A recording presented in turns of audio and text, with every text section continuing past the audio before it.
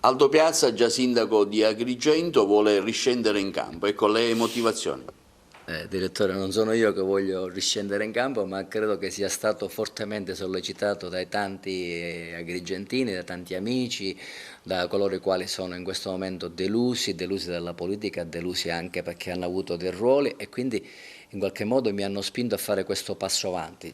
Sono chiaramente sceso, mi sono ricandidato, mi ricandido principalmente perché voglio che qualcuno si svegli e che la città possa riprendere in mano una situazione che sta diventando irreversibile. Ecco un'altra domanda, molti giustamente vogliono sapere su quali alleanze porterà avanti la sua candidatura.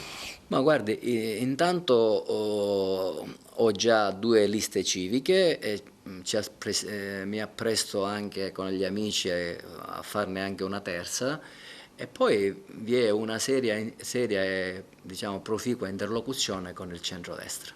Non la spaventa un po' la situazione anche critica del bilancio del Comune di Agrigento dopo tanti anni? Ma è chiaro che credo che sia un problema intanto di tutti i comuni, non è solo un problema del comune di Agrigento perché purtroppo lo Stato e la Regione hanno di fatto accorciato i finanziamenti, qui bisogna essere più che onesti, non bisogna criticare soltanto, ma è chiaro che bisogna rimboccarsi le maniche e fare le cose per bene, quantomeno anche se non ci sono risorse finanziarie sufficienti, però quella di andare intanto a pescare finanziamenti europei, finanziamenti che possono in qualche modo risollevare anche le casse comunali e dare anche un sostegno alla popolazione.